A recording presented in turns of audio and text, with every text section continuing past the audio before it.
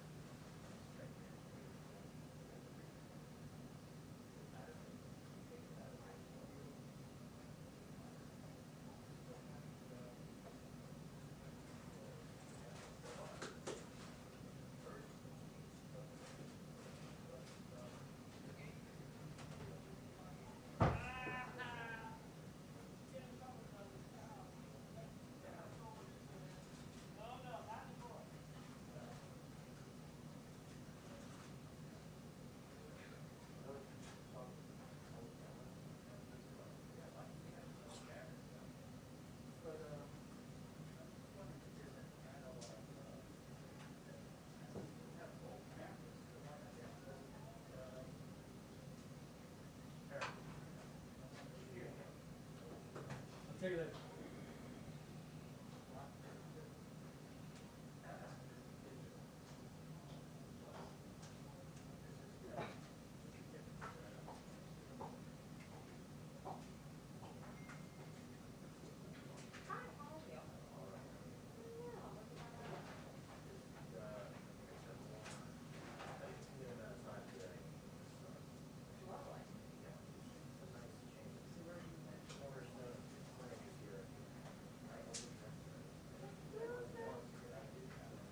Okay.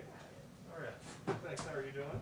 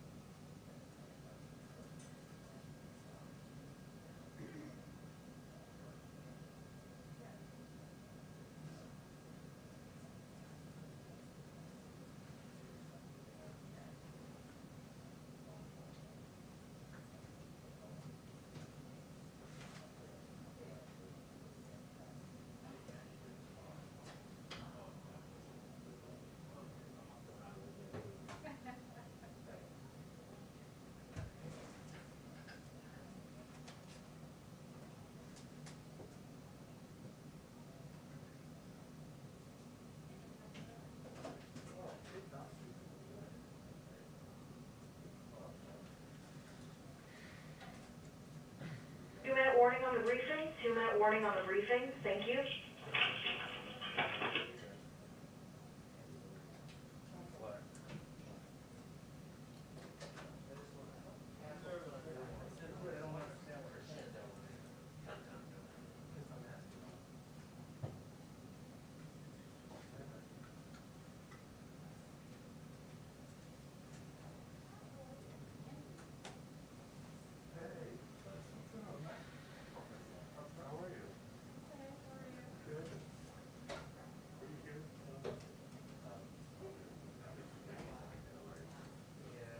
Tell me where to go.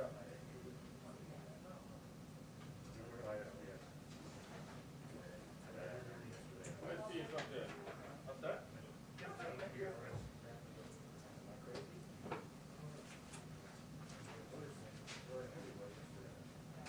Yes.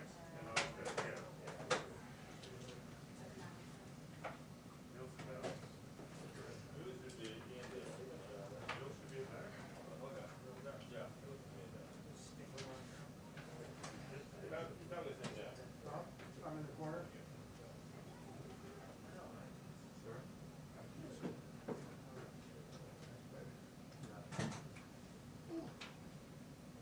Doug doesn't scream in the briefing. What's that? Not scream in the briefing. Thanks, Jen. That was classic, wasn't it? Just your one over. You're on that side. Oh, no, that's last time. Oh, great. Yeah, double second.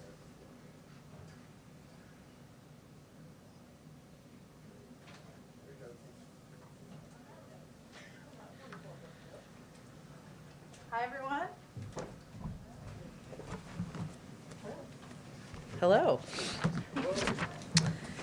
So joining us today is Ambassador Roberta Jacobson, Coordinator for the Southern Border. Ambassador Jacobson was the U.S. Ambassador to Mexico from 2016 to 2018. She previously served as U.S. Assistant Secretary of State for the Western Hemisphere Affairs. I had the pleasure of working with her at that time, and has focused on Latin America for more than 30 years as a career civil servant. She's going to give some remarks and then happy to take some questions. And as always, I will be the bad cop. Thank you for joining us.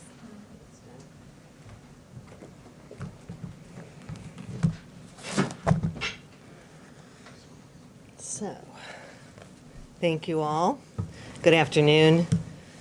President Biden has made clear from day one that he wants to change our immigration system.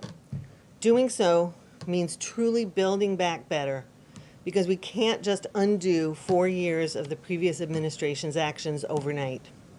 Those actions didn't just neglect our immigration system, they intentionally made it worse. When you add a pandemic to that, it's clear it will take significant time to overcome. We must build a better immigration system that reflects our values as Americans, enforces our laws, safeguards public health, and moves away from cycles of irregular migration. Today I'm here to talk about what we are doing with partners in Mexico and Central America to ensure that people don't make this dangerous journey and instead have opportunities for economic advancement and safety at home. The President has committed to seeking $4 billion over 4 years to address the root causes of migration, including corruption, violence, and economic devastation exacerbated by climate change. As part of that plan, we will address the causes that compel individuals to migrate, including improving governance and providing a foundation for investment and economic opportunity, strengthening civilian security and the rule of law. Working across the whole of government, we will look at access to international protection and refugee resettlement, and rethinking asylum processing to ensure fair and faster consideration. Only by addressing those root causes can we break the cycle of desperation and provide hope for families who clearly would prefer to stay in their countries and provide a better future for their children. President Biden, when he was vice president, visited the region many times and is clear-eyed about the challenge. He insists now, as he did then, that governments commit to being true partners in creating the conditions for growth and security. But I want to emphasize that the funds we're asking for from Congress don't go to government leaders. They go to communities, to training, to climate mitigation, to violence prevention, to to anti-gang programs. In other words, they go to the people who otherwise migrate in search of hope. And they will have to have the participation of the private sectors in those countries, who for too long have evaded taxes, underpaid workers, and failed to be part of the solution to creating safe, prosperous, and democratic countries. We've already begun specific actions to both undo the previous administration's policies and to advance a new vision of immigration. We have ended the so-called migrant protection protocols, which sent people back to Mexico to wait, sometimes for years, for a chance to present their asylum claims. Working with the government of Mexico, international organizations, and NGOs, we have safely admitted over 1,400 migrants and closed the most dangerous face of the MPP, the Matamoros migrant camp. Today we are announcing the restarting of the Central American Minors Program for children to be reunited with a parent who is legally in the United States. This program was ended abruptly by the previous administration, leaving around 3,000 children already approved for travel stranded. In Phase 2, we will be working to improve the CAM program to expand safe and legal avenues to the United States. I want to be clear, neither this announcement nor any of the other measures suggests that anyone, especially children and families with young children, should make the dangerous trip to try and enter the U.S. in an irregular fashion. The border is not open. Going forward, we will continue to look for ways to provide legal avenues in the region for people needing protection while we continue to enforce our laws. This is a process. We have a great deal to do, but this administration has made significant progress, and we will continue to do so. It reflects who we are as Americans, putting our values at the center of our policy. Thank you. All right, go ahead. Thank you for doing this, Roberta. This $4 billion that the administration is seeking, are you seeking this as part of a larger comprehensive immigration package or as a standalone bill? Well, I think what you'll see is that $4 billion in a Central American Northern Triangle strategy will be part of our foreign assistance request and will focus on the things we know that work.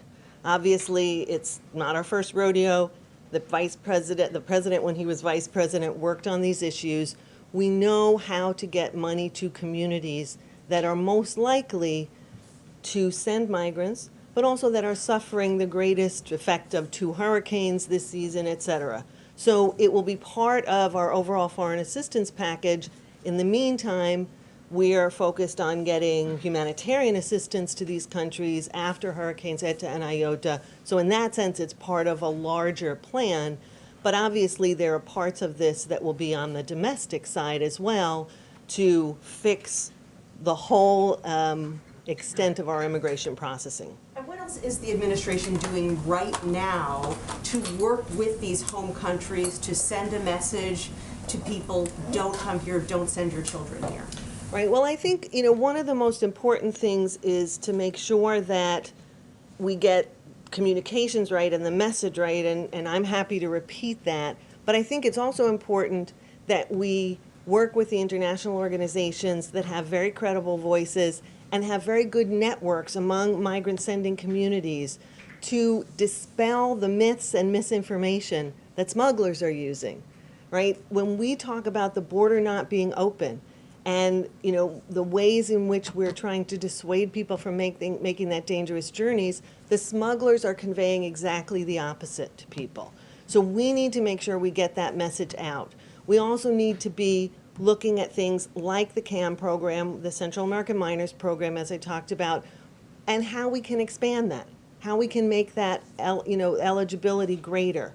But the next step is to look at solutions in the region, right? What more can we do to process people legally who really do require protection so they don't have to make that journey? And we're looking at all of those things. And finally, you said that this isn't your first rodeo. Should the administration have been better prepared to handle this influx of children before it changed the policy allowing them to stay in the country? Well, I think there's a couple of things. I think what we're doing right now is making a difference in the home countries, beginning to work with governments. That couldn't start until January 20th. There is one government at a time. You can't start changing processes of government, building facilities.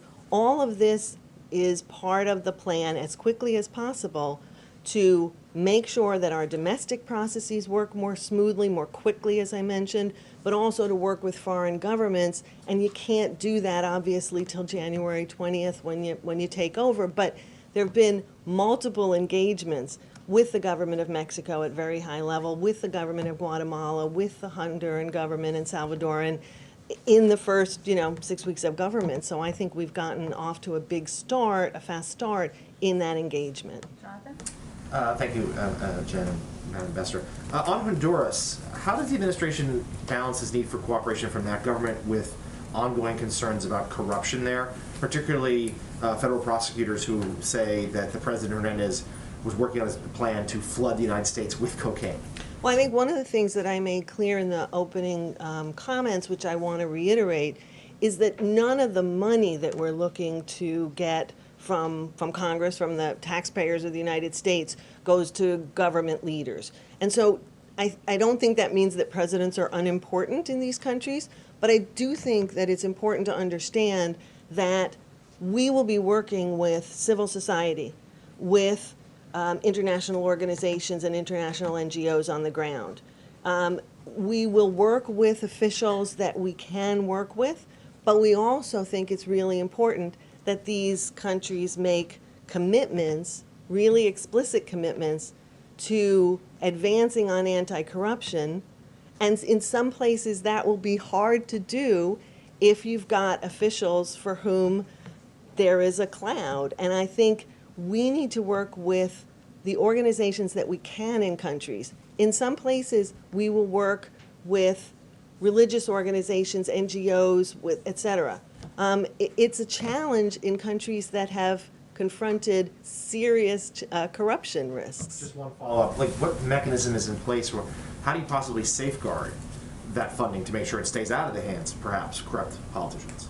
Well, I think one of the things that we've always done, and 31 years of the State Department has taught me this, is we do end-use monitoring, right? Our embassies and people that we work with are looked at before they're recipients of funds, and we do checks and we look at what's being done with the funds, right? We also don't deliver money in most cases. We deliver training.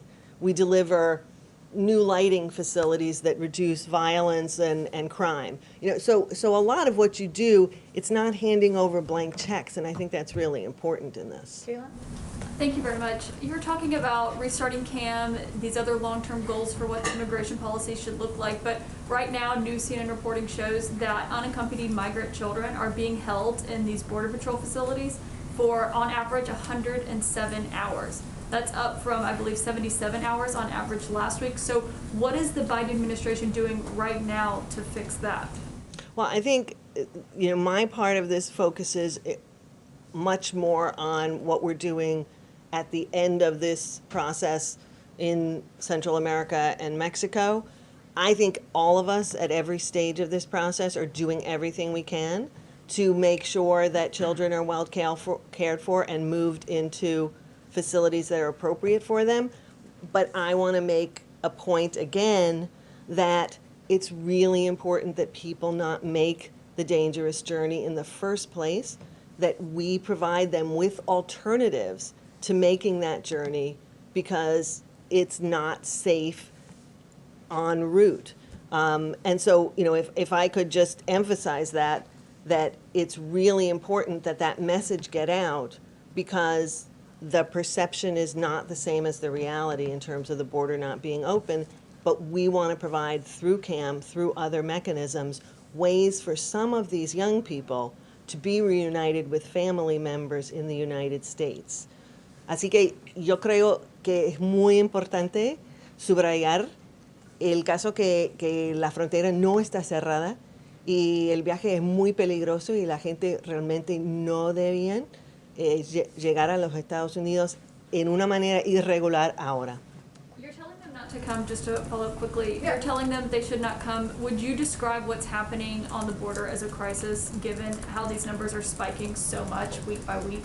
You know, I think I'm not trying to be cute here, but I think the fact of the matter is we have to do what we do regardless of what anybody calls the situation. And the fact is we are all focused on improving the situation, on changing to a more humane and efficient system. And whatever you call it wouldn't change what we're doing, because we have urgency from the president on down to fix our system and make sure that we are better at dealing with the hopes and the dreams of these migrants in their home country. Madam Ambassador, do you think it's a coincidence that as soon as Trump and his immigration policy were on the way out and Biden and his stated policy were on the way in, this historic surge at the border started? Well, first of all, one of the things I think is important is we've seen surges before. Surges tend to respond to hope. And there was a significant hope for a more humane policy after 4 years of pent-up demand. So I don't know whether I would call that a coincidence, but I certainly think that the idea that a more humane policy would be in place may have driven people to make that decision. But perhaps more importantly, it definitely drove smugglers to express disinformation, to spread disinformation about what was now possible. And we know that. If the change in administration has brought hope, then from your perspective, is this surge good? I don't think that's what I just said. I think it's a reflection of how migrants feel at a particular time. I think what we are doing is making sure that we respond to that hope for people who need protection. We respond to that hope in a way that their cases can be adjudicated more quickly. But I don't think anybody would say that coming to the United States in an irregular fashion is a good thing. That's why I've tried repeatedly to dissuade people from listening to those smugglers. But we're going to try our best to do everything we can at each end of this in the United States, but especially in Central America and Mexico, to ensure we have safe, orderly, and legal migration. Go ahead. President Biden, when he was vice president, was very active on working with the Northern Triangle countries. And I was just wondering, were there lessons that you or he or other administration officials, many of whom are in jobs in this administration, have learned about how to deal with those countries or how to deal with foreign aid to them that are informing how you're approaching things now? And just to kind of follow up a little bit on what Peter was asking, are you concerned at all about kind of mixed messaging, that at the same time that you are telling people not to come, that the journey is dangerous, that because you are offering this talk about a more humanitarian process, that people will not, pay attention to the fact that they could apply from their home country, that they will still come, that they are still, so hopeful, that there really is kind of a conflicting message coming from Washington to Central America? So on the first question, the question of learning things from when the vice president was leading a lot of our efforts in Central America previously, I think yes. That's a resounding yes. Both the president and all of us who worked with him on that, for him on that, learned a great deal. And I think that it's really important that we put that to use now. One of the things he thinks is so important is being really explicit with leadership in the countries from which migrants are coming about commitments that they need to make, because overcoming the reasons people migrate is not going to be the United States' job alone, right? If we realize that it's lack of good governance, economic opportunity, and security issues or violence, then some of those require commitments by the governments on anti-corruption and transparency, on creating governments that function better to provide services for their country. So he's very clear on being sure that we get those commitments from leaders and holding them to it, right? The money is not a tap that gets turned on all at once. You have to make sure that you're continuing to follow those issues. So I think there's a lot of things we learned, and a lot of things we learned about ensuring that funds get to the communities that are really in need, whether it's post-hurricane or coffee rust, which was ravaging Guatemala and Honduras, or a historic drought. I think when you look at the issue of mixed messages, it is difficult at times to convey both hope in the future and the danger that is now. And that is what we're trying to do. And I will certainly agree that we are trying to walk and chew gum at the same time. We are trying to convey to everybody in the region that we will have legal processes for people in the future, and we're standing those up as soon as we can. But at the same time, you cannot come through irregular means. It's dangerous, and the majority of people will be sent out of the United States, because that is the truth of it. We want to be honest with people. And so we are trying to send both messages, and smugglers are only trying to send one message. So we're relying on every means we can to get that message out there, and that leads me to want to reiterate, as I did before, que la frontera está cerrada y no es el momento, ningún momento es apropiada de llegar a los Estados Unidos de manera irregular. Andrew, Ambassador, can you say a word more about what you're talking about in terms of the private sector? Can you explain what you're envisioning there, and what exactly do you need? And then just to sort of as a second question, you're talking about being really explicit with these countries, but what sort of leverage does the United States actually have to affect change in those countries? What exactly can you do? Let me take that second one first, only because, look, in the end, I think the implication of your question, which is quite right, is we can't make the changes. We can encourage them, we can help support them with resources, both technical assistance and funding, but we can't make those changes. The changes have to come in the Northern Triangle countries. What I should say is my own experience from traveling to those places, there are myriad people and organizations who are trying to make those changes. And part of what we want to do is empower them, whether that's more effective, economic support, whether it's training for young people, whether it's anti-gang programs, whether it's mothers clubs and empowering local communities.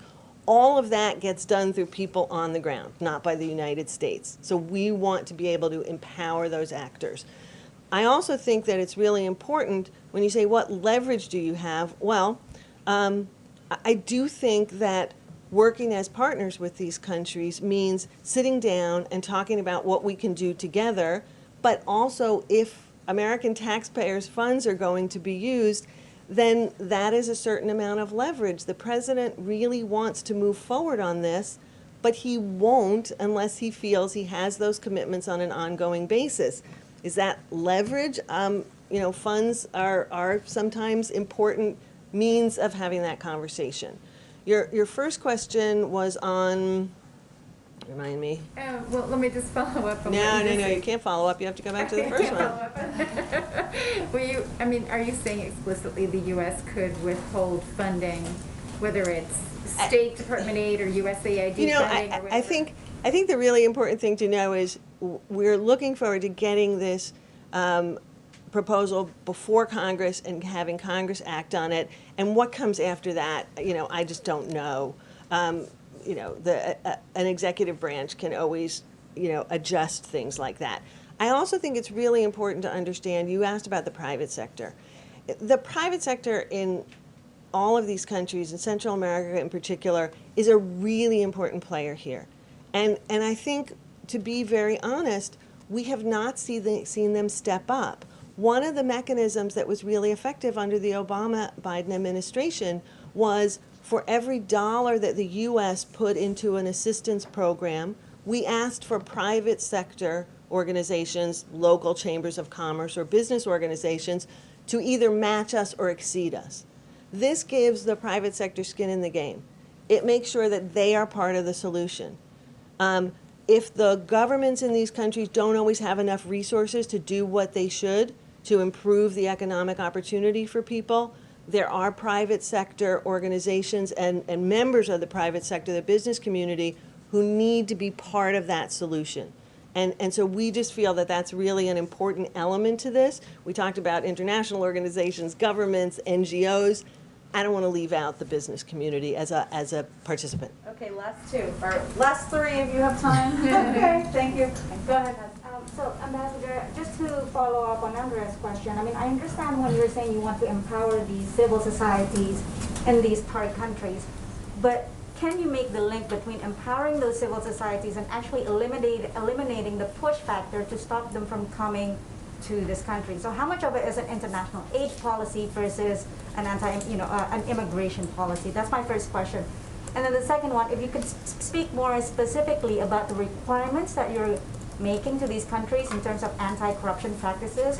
What are the specific measures of success and how to ensure that they're taking this? Well, on the first question, I think this is both an international aid issue as well as a policy issue, both for us and the countries that we're working with. On the one hand, it is clearly a resource issue. You have two greater than Category 4 hurricanes, Eta and Iota, within a 15-day period. You've got reports that suggest that literally multiple millions of people in Guatemala and Honduras are food insecure now. That is clearly something you need to be looking at humanitarian assistance and aid to try and remedy. Now, in the longer term, when you're looking at increased pace of natural disasters because of climate change, or you're looking at ways to ensure that agricultural policy, changes in countries, or that training is given, or that students, including girls, remain in school. Those are longer-term policy questions that need to be addressed with our partners in the region because they all have an impact on whether migration flows increase or not. And so when the president talks about root causes, some of this is immediate humanitarian aid, but a lot of it is policy and aid together, making sure that you tackle the root causes of migration. Otherwise, what you see is continued cycles, right? To break that cycle of migration sustainably, you have to work both. On the specific commitments for governments, I think that's something that we would want to discuss with the countries involved before we discuss it publicly. Thanks. Last on the president's executive powers, do you think the president will consider using his executive powers to reunite families who have been separated under zero tolerance? Well, that certainly outside bill. of the Family Reunification Task Force that was created, which is exactly to do that. Beyond that. Are you talking about people who are not in the same country? Yeah, the families that were separated. Would the president use any more executive powers? I'm sorry, beyond but do you mean families who were separated when in the United States? During zero tolerance in the past. Well, that's exactly what the Family Reunification Task Force is doing. Right. So nothing beyond that. It deals with the whole universe of people separated during that policy, so not that I know of. Okay, last two in the back. Go ahead. Couple questions. Congress appropriated almost $1.4 billion for this fiscal year for the border wall that you all are not building. How much of that is left? Are you guys redirecting it at all, and to what along the border right now? Secondly, you discussed messaging. Arguably, your predecessors' entire theory of their immigration agenda was that they were trying to send this message, don't come, America is closed to irregular migration. So obviously you're pursuing some different policies, but what can you actually do differently than they did to try to get that message if, it wasn't fixed already with that kind of aggressive messaging? Well, on the first question regarding the border wall, the president has been very clear about ending the national emergency or the emergency at the border that was used to justify the wall and obviously not proceeding with it. The exact legal requirements and where those funds might go, I just don't know. I'm sorry. Let me talk about the message issue. I mean, I think it's really important to understand that you can't and shouldn't say, in this administration's opinion, that the only way to message do not come in an irregular fashion is to act as cruelly as you possibly can, separate children from their parents, return people to places that, like the migrant camp in Matamoros, for up to 2+ years at a time, and that's the only way that you can get your message across. This administration's belief is that we can get our message across that it is a more humane policy by opening up avenues of legal migration, which will encourage people to take those legal options and go through the asylum process if they're seeking that, and not take the irregular road.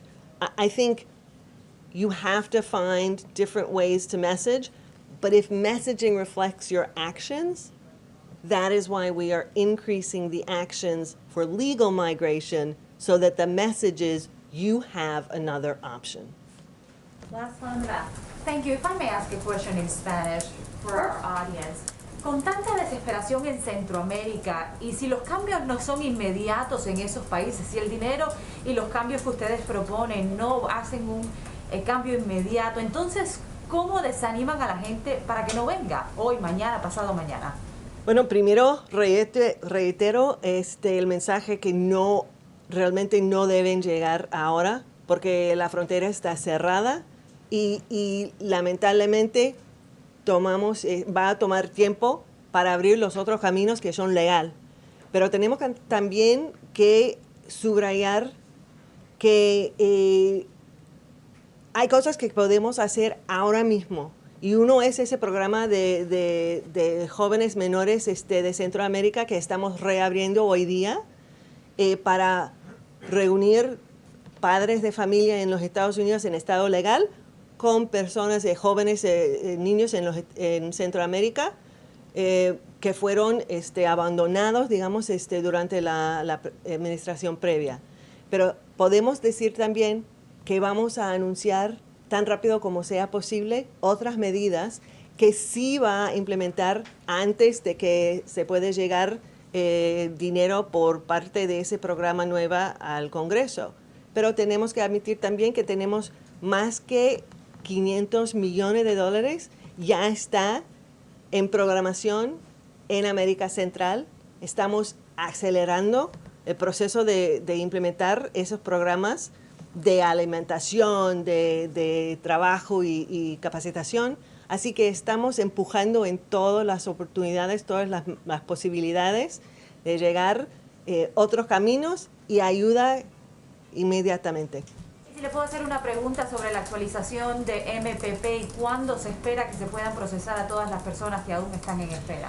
Bueno, yo no puedo decir con una fecha exacta ahora cuándo vamos a terminar con ese proceso de la primera etapa de MPP, de procesar a la gente de MPP tan rápido como sea posible, pero es muy importante que subrayamos que las personas que vengan a la frontera de manera irregular, eso no es la manera de llegar a los Estados Unidos y vamos a continuar procesando de una manera ordenada y legal la gente de MPP con otras posibilidades para personas entrar en los Estados Unidos, presentar su caso de asilo. ¿No se han reabierto nuevas aplicaciones? No puedo decir una fecha, no. Thank you so much. Thank you. We appreciate your time. Whoops. Sorry. Thank you. Make sure Jen has the right book here. Thank you. Okay. I can't promise we'll always be that rapid when I promise to bring someone to the briefing room, but we'll try. We'll do our best. We'll do our best. A couple of other items for all of you at the top. With today's expected passage of the rescue plan, I can announce that the President will sign the bill at the White House on Friday afternoon. We spent a lot of time, of course, from the podium talking about the mechanics of how a bill becomes a law, and I know there's lots of interest in what comes next. So once it's passed, the bill text will be rechecked, printed, and signed by the appropriate leaders in the House and Senate. The House clerks will then deliver it to the White House for the President's signature.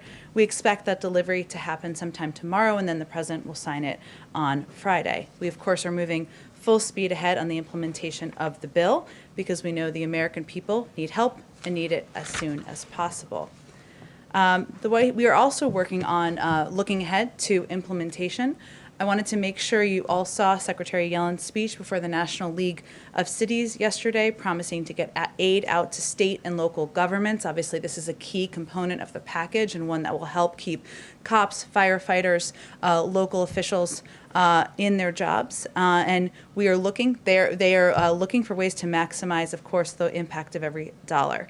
That's exactly what the president did when he served as the point person on the implementation of the Recovery Act in 2009, partnering with mayors, governors, and other officials to get help to them quickly and in a way that kept waste, fraud, and abuse to 0.2%. So he knows directly that the passage and signing of the bill is just the beginning, and he plans to appoint somebody to run point on implementation. I don't have any personnel announcements today, but that will certainly be part of our path moving forward.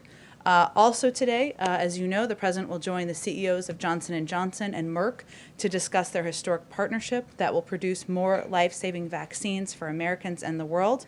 President Biden will also announce that he's directing, I should say, Jeff Zients, our COVID coordinator, and the HHS team to procure an additional 100 million doses of the Johnson & Johnson vaccine. He's doing this because in a wartime effort, which is what we consider this, we need maximum flexibility. We want to be oversupplied and overprepared. There's also a chance that we'll encounter an unexpected challenge on new need in our vaccination efforts, and we're preparing for just that. The President will also discuss the meeting he's having today during his remarks, and he'll also address, of course, the passage of the rescue plan during those remarks as well. Last item, I believe here, lots going on here today. On March 18th through 19th, National Security Advisor Jake Sullivan and Secretary of State Tony Blinken will meet with Director Yang Jiechi and State Councilor Wang Yi in Anchorage of China, of course. The meeting will follow the President's convening of the Quad at the leader level, as well as his participation in the G7 leaders meeting just a few weeks ago. Secretary Blinken and Secretary Austin's trip to Japan and Korea, two of our closest regional allies, and National Security Advisor Sullivan's multiple engagements with Japanese, Korean, Australian, Canadian, and European counterparts, including a European Quad meeting next week. It was important to us that this administration's first meeting with Chinese officials be held on American soil and occur after we have met and consulted closely with partners and allies in both Asia and Europe. And as you know, a number of those conversations have happened at the presidential level and, of course, at the Secretary of State and National Security Advisor level as well.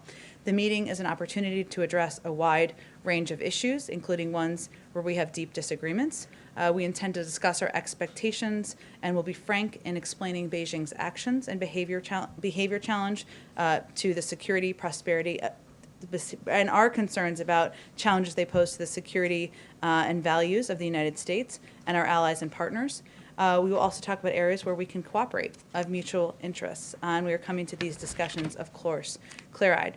The meeting also provides an opportunity to emphasize how the United States will stand up for the rules-based international system and a free and open Indo-Pacific. As the President has said, we approach our relationship with the Chinese from a position of strength and in lockstep with our allies and partners. With that, go ahead, Jonathan. Thank you so much. You said the President will be signing the bill on Friday. Can you walk us through what will happen next? The President himself has expressed regret that the 2009 economic recovery package was not sold well, as he put it. You yourself have acknowledged that others, veterans of the Obama administration, feel similarly. Can you explain to us what we're going to see from the President, from surrogates? How is this message going to be delivered to the American people? How do you sell this bill? Sure. Well, the President, the Vice President, the First Lady, the Second Gentleman, a number of members of her cabinet will be communicating directly with the American people, engaging directly with the American people, and all sending a clear message: help is on the way. Over the next few weeks, we are going to swiftly put in place implementation plans. I've touched on a little bit of that, and plans to get aid to the people in places that need it the most as quickly as possible. This is, of course, a continuation of the work we've done over the last 2 months to build support for the rescue plan, communicating directly with the American people, building support among mayors, governors, labor leaders, the business community, and other stakeholders. We'll be emphasizing a number of components that are in the package and really having a conversation conversation, this is important to the president personally, having a conversation directly with people about how they can benefit, addressing questions they have, even taking their feedback on implementation and how to make it clear. And we've talked a little bit about in here, people have questions like, well, do I need to do anything to get my check? How do I benefit from the health benefits? What about what funding will go to my school? He wants to ensure that people have access to this information. So he will be hitting the road. The vice president will be hitting the road. The first lady will be hitting the road. We will have people out communicating directly in communities, but we'll also use a range of tools at our disposal, including engaging in communicating through digital means, doing local interviews, and also utilizing a number of members of our cabinet who have key roles in the implementation. I referenced Secretary Yellen, of course, in her role. Obviously, the IRS has some key roles here, but he will be tapping into the cabinet to also play a role in communicating and engaging with the public. A follow on this, and then one other matter. Sure. On this, the president obviously is addressing the nation tomorrow night in prime time. Is this part of it, the idea of what happens next because of the package, going to be part of that speech? Can you preview a little bit about what the message to the American people is going to be tomorrow night? I expect I'll have more to say tomorrow about the speech, and I want to just give him a chance to go through the speech again and make sure I'm previewing it in a way that is consistent with where it will land. But as I've talked about a little bit in here, tomorrow marks the 50th day of the administration.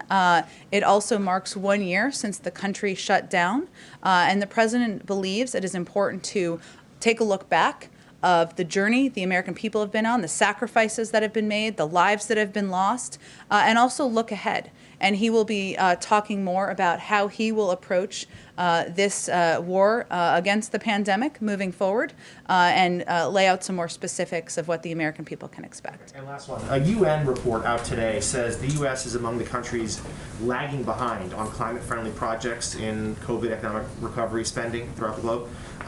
When is this administration going to start moving forward on the $2 trillion climate change package that was such a big part of then candidate Biden's campaign? It's only day 49, Jonathan. The UN is We're on about to criticism pass of a law. historic, the most progressive bill in American history. It's passing today.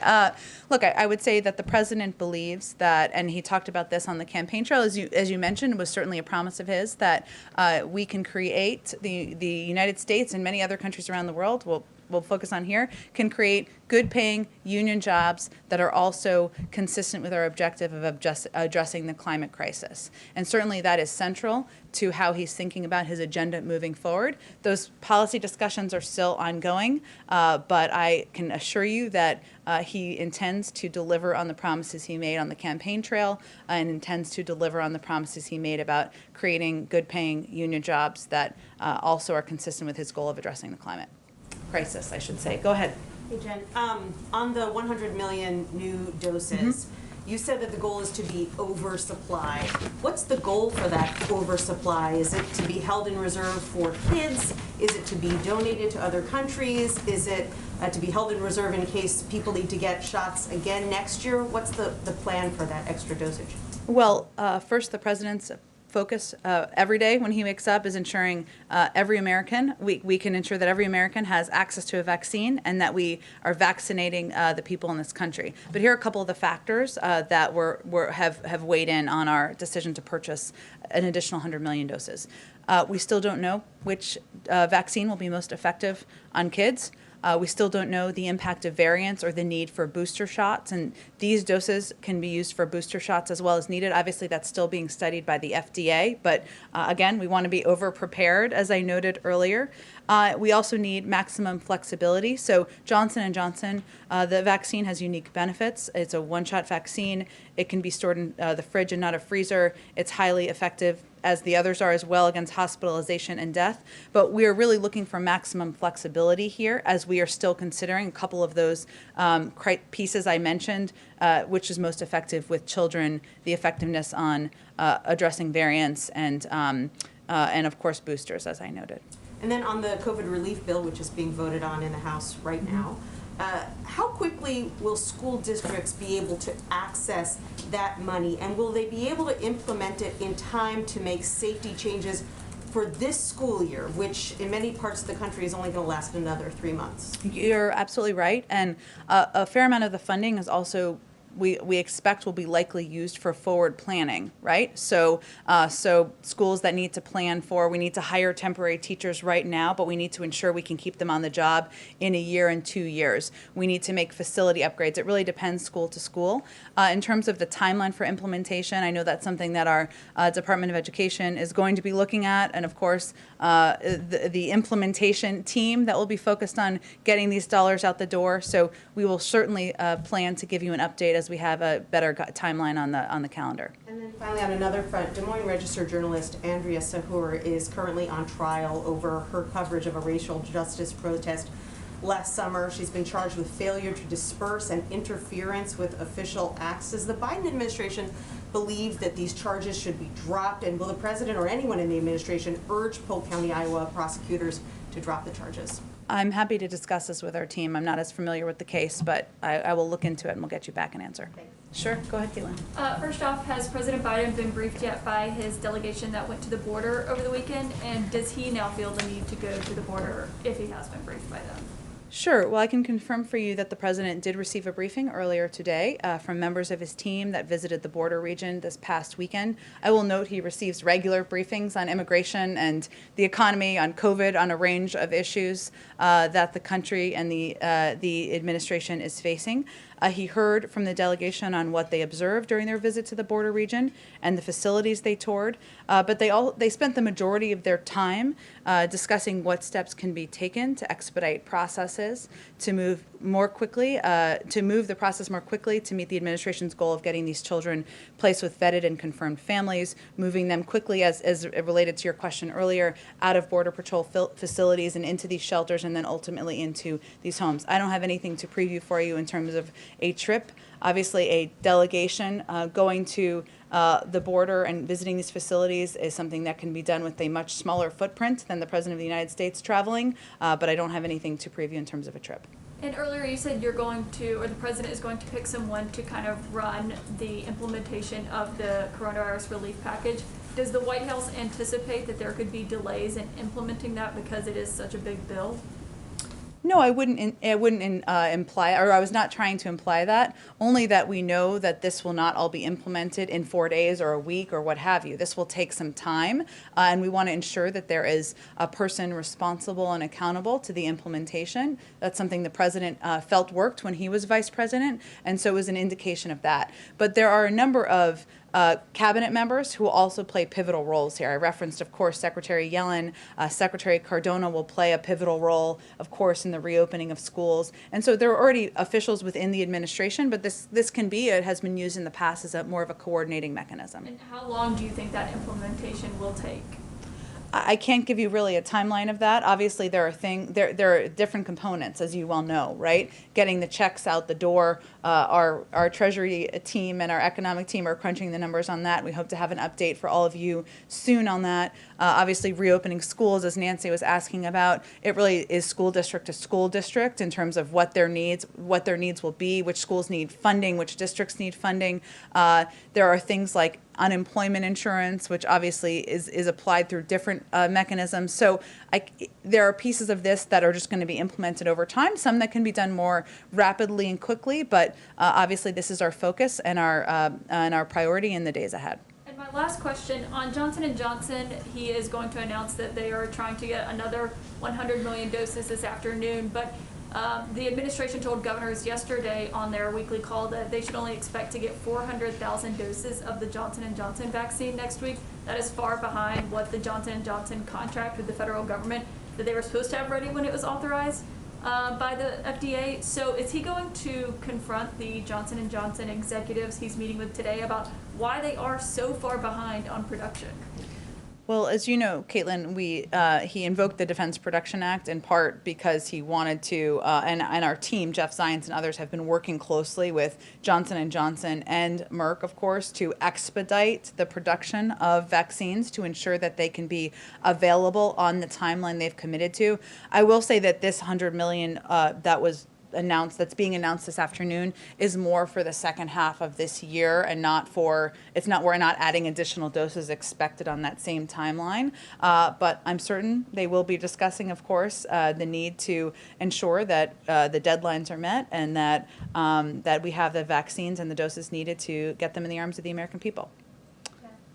Go ahead, Andrew. So on the vaccine, the head of the WTO and others are calling for greater efforts to be made by advanced economies, big countries and rich countries to get more vaccine into developing countries. You've just announced that you want to be over-prepared here in the U.S.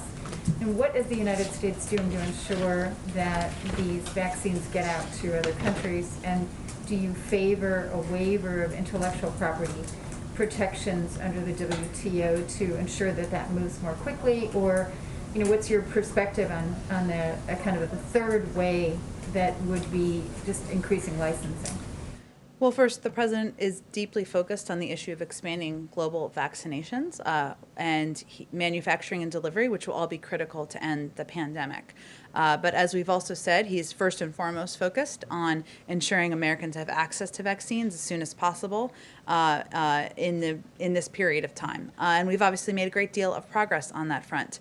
I don't have anything more to preview for you in terms of what that will look like. We first need to focus on, right now we're still in a circumstance where there isn't enough supply for the number of Americans who want to get the vaccination. So that's really our focus at this point in time. But certainly it's a point of discussion with his counterparts and with the counterparts of other members of our national security team. So you don't want to say anything about the waiver? I don't have anything more for you to predict. Okay, and then on that question of vaccinating children, you mentioned that you're not sure which vaccine will be most effective.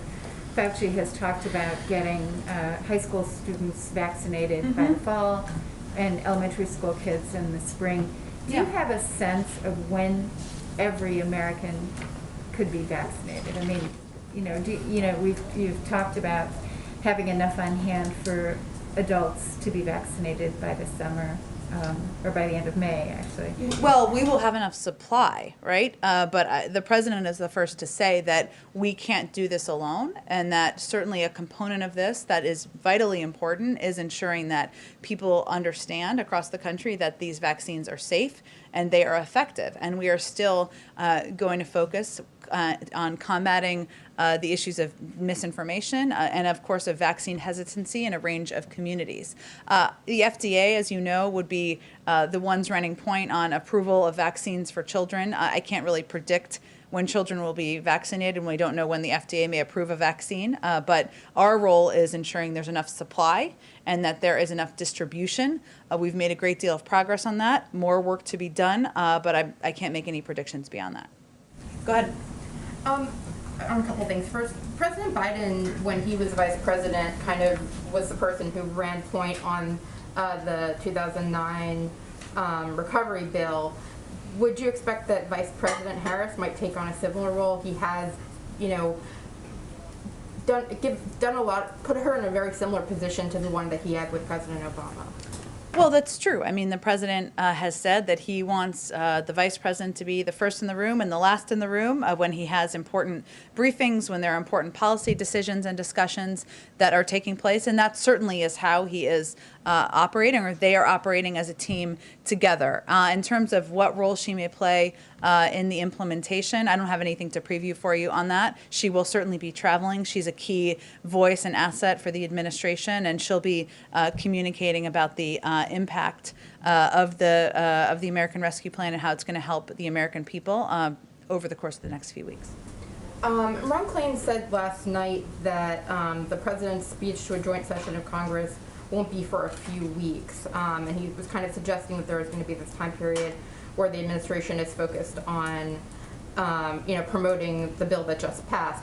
Can you kind of confirm that and provide any more information on sort of how you're thinking about the rest of March into April, promoting this ARP versus moving on to the Build Back Better?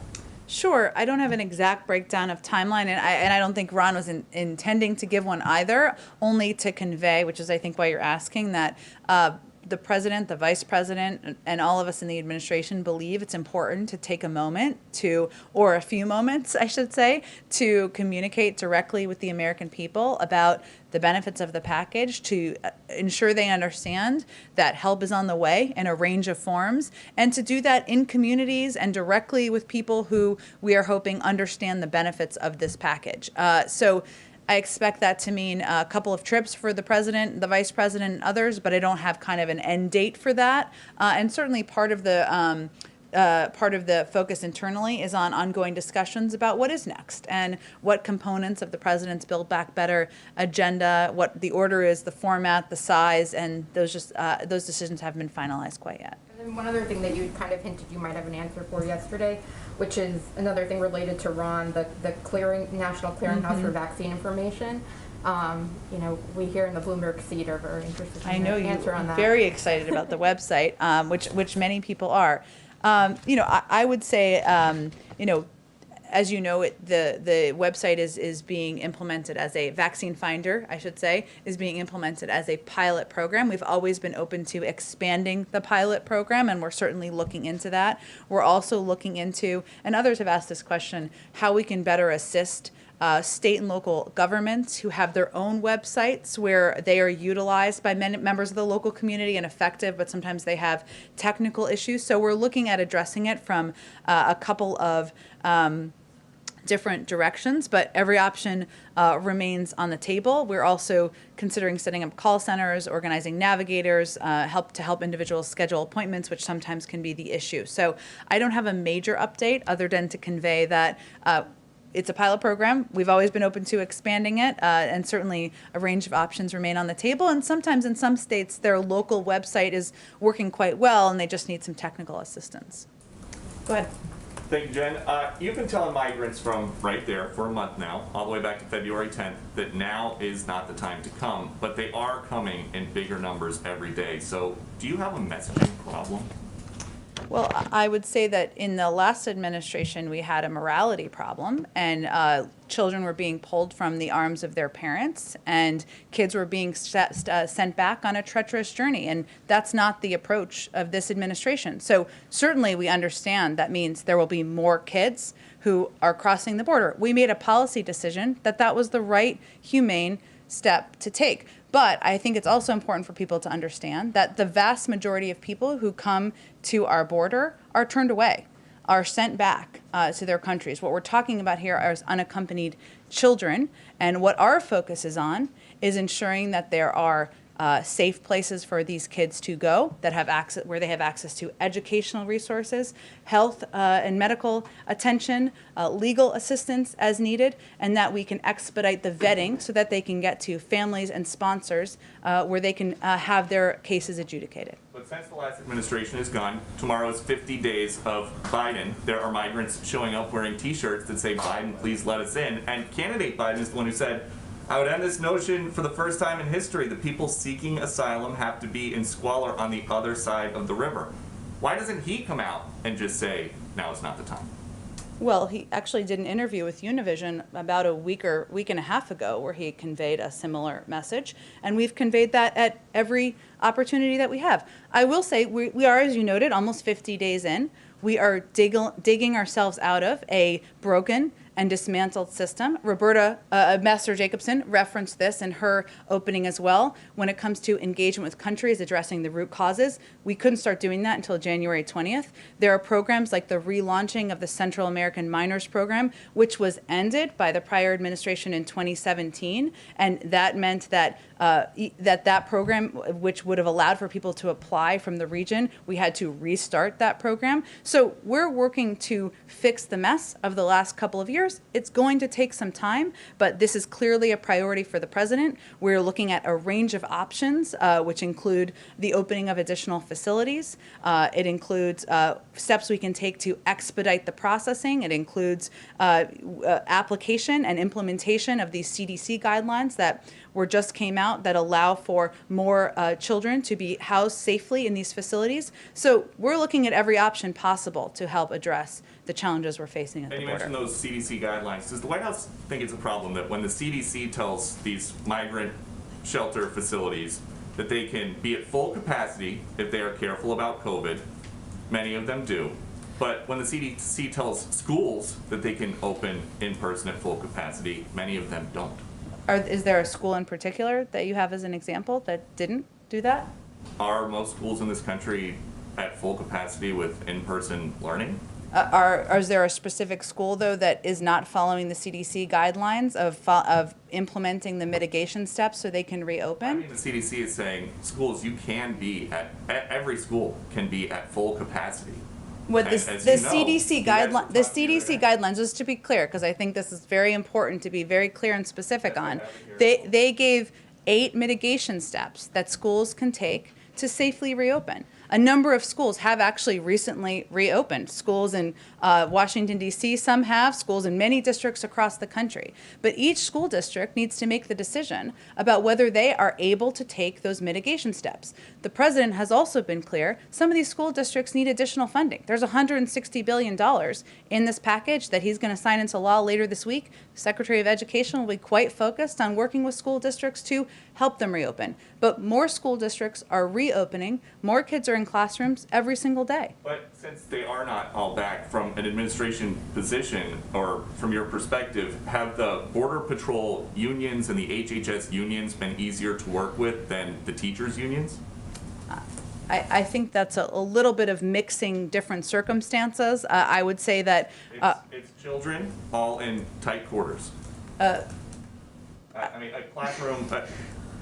Not quite. Not funny. Not quite. I would say that let's take a responsible approach to the two issues. Okay, one is schools reopening. There's been 8 mitigation steps that have been announced by the CDC to implement. Right. Yeah. Every school district is going to work to implement those on a timeline that is they can effectively do. Many school districts are reopening, right? Many are reopening every single week and day and week, right? That is a different circumstance than what we are seeing at the border. And the HHS oversees these facilities, right? They're working on ensuring we can have more kids safely. They are working to implement CDC guidelines, but they are different circumstances, and certainly we're working with the school districts, and we're also working with HHS to open these facilities, or to ensure that kids are treated with safety and care in these facilities. Okay, go ahead. Thanks, Jen. Just a little bit more on the Quad. You mentioned yesterday that one of the issues that will be discussed is how the leaders can work together to combat the pandemic. Might that discussion include a strategy to counter vaccine diplomacy from China and Russia? I think there'll be a range of topics discussed, and I know that it is a concern of a number of leaders around the world, including, of course, President Biden, and I'm sure we'll have a readout of the Quad meeting tomorrow once it's completed. Just a little bit more on the announcement, if you can preview it. Can we expect anything in terms of how the Quad, what kind of commitment they would give in terms of helping other countries to access vaccines? Again, I know they'll discuss a range of issues tomorrow, but I think it's important to just take a little bit of a step back, because this is a meeting that covers a range of topics. Of course, I'm sure COVID, which is a pandemic everyone in the world is dealing with, will be a topic of discussion, but there'll be issues like climate that are addressed, economic cooperation. I'm sure they'll have a range of issues to bring up, and we will provide a readout when the meeting concludes tomorrow. A little bit more on that. What about in terms of the military balance? I mean, we know that China just announced a huge defense spending, 6.8%, I believe, for this year. Is that also a top item in the agenda? I don't think I have more to preview than what we've already offered. We will, of course, have a readout when the meeting concludes. There are a range of topics on the mind of all of these leaders. As I've noted in here before, we anticipate the meeting discussing a range of the crises we're facing as a global community, from COVID to climate, economic cooperation. I'm sure they all will bring up a number of issues, and we'll have a robust readout when the meeting concludes. Go ahead. A few questions, like everyone. Sure. In California, Republicans are seeking to nationalize the recall effort against Governor Gavin Newsom and really make it a referendum on COVID policies. You know, the other day, Bernie Sanders tweeted that it's time for Democrats to unite and rally on Newsom's behalf against the recall. Does the president have any plans to personally or otherwise support Newsom if this does make it on the ballot and becomes an off-year campaign? we're not quite there yet. We've spoken out in support of Governor Newsom and against the recall, so that remains our position. All right, also in California, we at the San Francisco Chronicle are finding that school districts are saying, even with this influx of money coming from the package, there's still lots of reasons they're not sure if they can reopen even, by this fall, including building consensus around how to do it. There's been some criticism that the CDC guidance is actually too conservative and prohibitive, including the 6 feet distance rule that schools either have to ignore or not open. If there are still schools that aren't open by this fall, would the administration consider it a failure, and what more could they possibly do to help those schools along? We have several months before the fall, 6 months, 5 months. Okay, I will stop doing math now.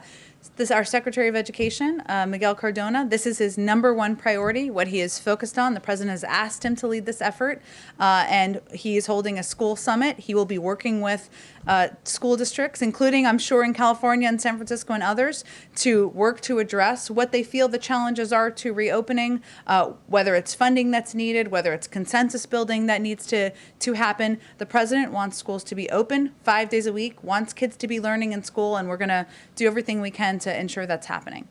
And lastly, on the subject of today's briefing, immigration and border policy, it covers so many different agencies. There's Homeland Security, there's HHS, as we've discussed, there's State Department, Department of Justice, which we don't talk about as much, as a huge piece of this. Is there someone in this administration who is coordinating all of these disparate pieces? Ultimately, where does the buck stop? Who is making sure that all these different agencies are coordinating to the administration's overall goals? Well, ultimately, the president is responsible for the policy on key issues and key challenges the country is facing, and immigration is certainly one of them. You're right, there are a number of agencies involved in this effort, but I would say they're all playing a pivotal role. The Department of Homeland Security, we don't have a Health and Human Services Secretary confirmed yet. When he is, he will play a pivotal role, but a whole team at HHS, as you know. So this is being coordinated in part from our national security team, but ultimately it's the president who makes decisions about the policy. That's why he asked the team to go to the border and why he asked to receive a briefing, and that's something, as I noted, that happened this morning. Go ahead. Thanks. I have a follow-up on implementation of the relief package and then a question on the equal rights amendment. Okay. On the relief package implementation, were there specific lessons that President Biden, when he was in charge of doing this in 2009, that he learned about that effort that will be applied to this effort, particularly in terms of efficiency and reducing waste and fraud, that kinds of things, but in general, any specific lessons that he learned other than it's good to have one person in charge? Sure. It is structured very differently, as you remember, and I'm sure many people remember. A big chunk of the Recovery Act was around shovel-ready projects. This is, of course, a very different type of bill. I think some of the lessons we're already implementing, including having a point person in charge, including ensuring there's a sustained campaign that is not just about the President of the United States or the Vice President of the United States speaking about the benefits, but that really engages our partners and allies, whether it's governors or mayors, local community leaders, to ensure there is effective implementation and communication about the package. He also wants to lift up, and this is something that's been important to him in general, but is very applicable to this package, members of his cabinet, so that they can be front-facing and play a very public role in engaging with the public and ensuring they understand components and pieces of a package like this. There are pieces in this package that, of course, are related to helping veterans. There are pieces of this package that relate to helping rural communities, and he wants to ensure that members of his cabinet are playing key roles there. That's something that, of course, was done a little bit in 2009, but can definitely be built on, and I think we will venture to do that. Thanks. And then on go the ahead.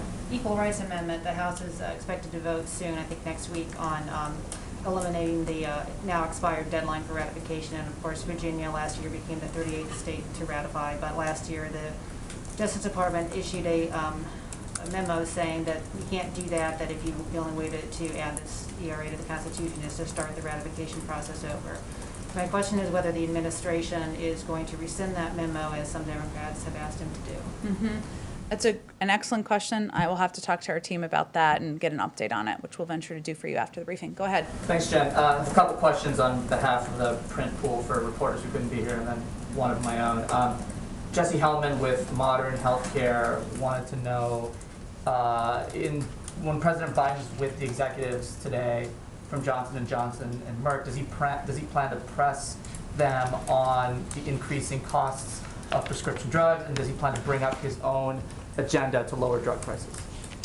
The primary focus of this meeting is on working together, the two companies who have long been competitors, working together to ensure the efficient and effective manufacturing of vaccines. Okay, and Tommy Christopher from Media had a question on the filibuster.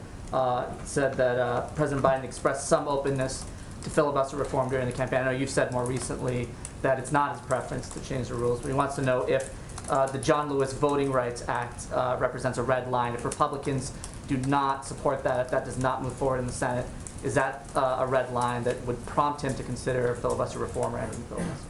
Well, the president's preference is not to make changes to the filibuster rules.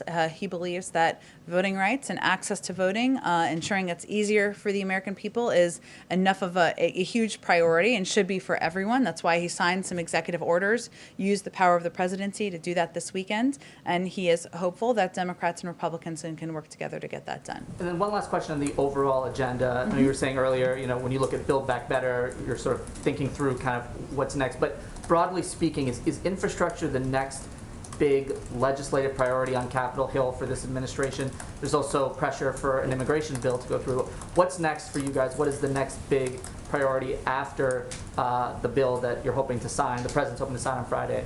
It's a very popular question, understandably, but our focus is on getting the American Rescue Plan implemented. We will have more to say. The president will have more to say on his Build Back Better agenda and what the components of that look like, what the size, the proposals, the order of events will be, but I don't have anything to preview for you. Does that come before an immigration bill on Capitol Hill? Or? Well, I don't have a legislative order to preview for you either. I will say, given all of the conversations we're having, understandably, about the border and questions about the border, in the president's proposed immigration package, he has a funding to address the root causes in the region, as we talked about a little bit earlier. He has a pathway to citizenship, or proposes a pathway to citizenship for undocumented immigrants, and he also proposes an investment in smart security. So given all of the concern by many in Congress about immigration and what's happening at the border, that sure seems like a good time to move that initiative forward.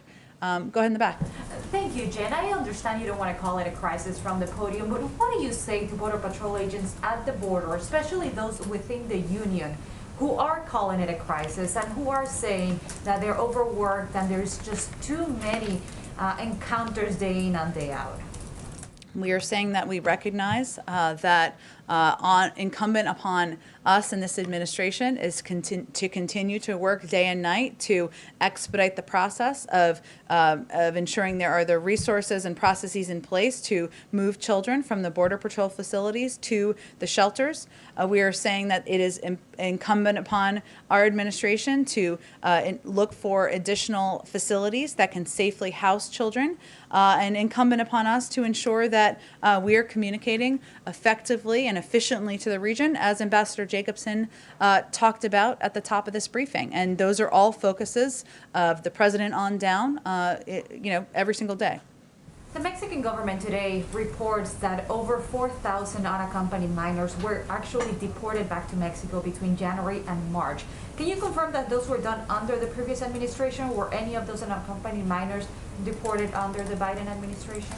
I know that CBP provides numbers and data on a regular basis, and I think there's more data coming soon from there, so I would certainly send you to them for any statistics and data. Our policy is that we don't turn children under 18 away at the border. And of course, as you know, though, even when they are in homes of family members or in sponsored homes, that they still can go through processing and may need to return home. And on the stimulus package, if I may, one last question. I think this came up yesterday, but I wanted to re-ask the question. Now that the stimulus package is passed and many undocumented immigrants are not benefited in any way by the money that's going out, does the president plan any executive action or anything else to do to help that population? Sorry, I missed part of the last sentence. Sure, now that the stimulus package has Yeah. passed and the undocumented population, many of the millions, are not benefited in any way, does the president plan any executive actions or anything else to help that population? Well, certainly, I think the president's priority, given he proposed an immigration bill on the first day, is to create a pathway to citizenship for 11 million undocumented immigrants, of course, in this country. He's also been clear that ensuring that everybody in this country is vaccinated and receives access to COVID-19 vaccine is a key priority. And of course, this is just the beginning of his agenda, but I don't have anything more to preview for you. Go ahead. Thank you, Jen. Given the current progress on vaccination around the world, would the President consider organizing his climate summit in person in DC here for it to have more impact? I don't think we have any, I think at this point the intention is to do it remotely, I believe, and I don't think there's an intention to change that, but I'm happy to check on that for you. And do you know roughly how many heads of state are expected to participate, and if the Chinese president would be one of them? I don't have any more details on the summit. I know it's coming up in about 6 weeks, 5 weeks, and I expect as we get closer, we'll have more to preview. Good. Go ahead in the back. Yeah, just to follow up on the filibuster. So Sure. you've said many times that President Biden's preference is not to change the rules around the filibuster, but if the next big pieces of his agenda are stymied in the Senate, are there changes to the filibuster that he can live with, such as the talking filibuster? Well, the president believes that there are a range of issues where there's a historic precedent of Democrats and Republicans working together, whether it's infrastructure, as we've been talking about, or modernizing the immigration system. He's obviously had a number of bipartisan meetings in the Oval Office, so that's where his energy and focus will be moving forward. Go ahead in the back. Yeah, thank you. A Saudi court just upheld a travel ban concerning a dissident, a woman, released from prison weeks ago. Is it a sign that the White House message regarding the human rights abuse in the kingdom is not strong enough? You were referring to a human rights activist who was released from prison? Yes, but who's not able to travel outside the kingdom. I would have to look into more specific details of that. I know we were pleased with the release, but I'd have to look into more specific details of the travel restrictions. Go ahead. Do you have any sort of ETA for when the next cabinet secretaries will be approved, and when are you going to start nominating ambassadors? Go ask our friends in the Senate. We expect that some will move forward with, and we are hopeful, I should say, that we will get a couple of additional cabinet members confirmed in the coming days or over the course of the next week. The president's looking forward to that. We're certainly looking forward to at some point having a full cabinet meeting. The president hasn't made any decisions about ambassadorial nominees, so I don't expect them to be confirmed anytime soon, given we have to nominate them first. Are you talking about Becerra and Catherine Tai? Well, again, it's really up to the Senate on the timeline for that, but we are hopeful that they move forward with the remaining members of the cabinet, given we are almost 2 months into an administration. Thank you, Jen. Yeah, the last one. Just to follow up on something that Ambassador Jacobson said. Sure.